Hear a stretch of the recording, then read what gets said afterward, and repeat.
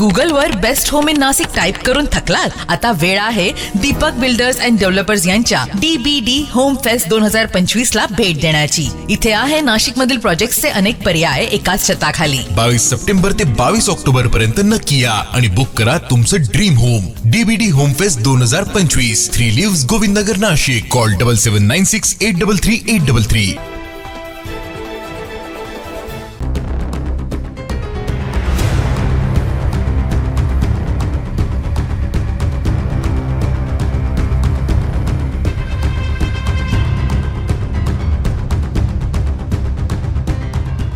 गेल्या 2 दिवसांपासून नाशिक जिल्ह्यासह धरण पाणलोट क्षेत्रात परिसरात सुरू असलेल्या पावसानं जिल्ह्यातील जवळपास सर्वच धरणं 100% भरली आहेत। शहराला पाणी पुरवठा करणाऱ्या गंगापूर धरणातून काल दुपारी 10,988 तर दारणा धरणातून 12,167 क्युसेक वेगानं गोदावरी नदीत विसर्ग करण्यात आला।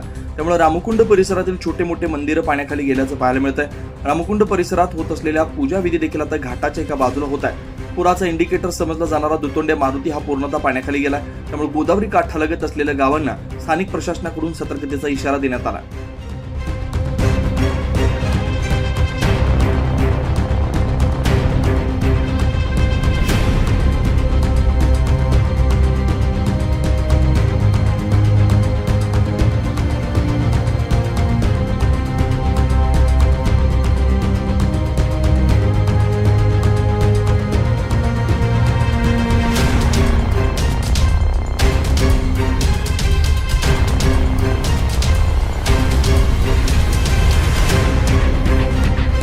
तर जुन्या नाशिक परिसरामध्ये असलेल्या सोमवार पेठेतील जुना वाडा देखील कोसळलाय।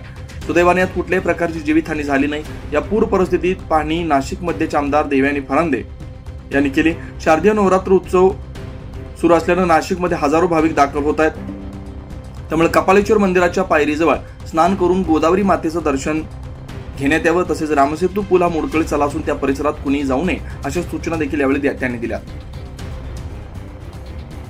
गंगापूर धरण आणि आजूबाजूची धरणं पूर्ण भरलेली असल्या कारणाने आता 8,000 क्युसेक्स पाणी सोडण्यात आलेलं आहे। त्यामुळे आता 21,000 क्युसेक्स पाणी 4 वाजेपर्यंत होळकर पुलापर्यंत होईल आणि त्यामुळे भांडी बाजारातला काही भाग जो आहे हा पाण्यामध्ये जाऊ शकतो आणि त्यामुळे प्रशासन पूर्णतः सज्ज झालेलं आहे। प्रत्येक धरणावरती, गोदाकाठी नदीवरती आणि सर्वच ठिकाणी यंत्रणा ज्या आहेत त्या सज्ज झालेल्या आहेत। त्या सगळेजण पाण्याच्या पातळ्या ज्या आहेत, पातळी जी आहे होळकर पुलाच्या इथली, ह्या सगळ्याच मेजरमेंट जे घेऊन वरिष्ठ प्रशासन अधिकाऱ्यांना कळवलं जात आहे।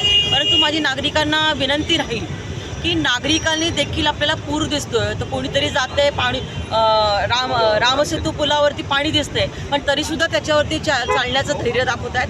आज जर बघितलं असेल तर रामसेतू पुलाचं इन्फ्रास्ट्रक्चर पूर्ण खराब झालेला आहे, तो मोडकळीस आणलेला आहे आणि आता तो तोडायला पाहिजे अशा पद्धतीमध्ये प्रशासनाचं मत झालेलं आहे। त्यामुळे मी नाशिककरांना एवढीच विनंती करेल की आपण सर्वजण सुरक्षित राहा, आपल्या स्वतःची काळजी घ्या, आपला स्वतःचा जीव धोक्यात टाकू नका आणि सर्व व्यावसायिकांना, भांडी बाजार असेल, कापड बाजार असेल, सोनार बाजार असेल, सर्वांना विनंती करेल की 21,000 क्युसेक्सपर्यंत पाणी 4 वाजेपर्यंत होणार आहे।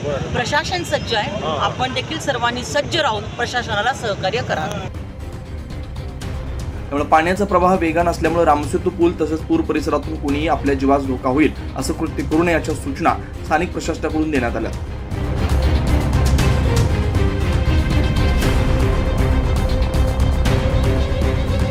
न्यूज महाराष्ट्रासाठी प्रतिनिधी अनिल केदारे, नाशिक।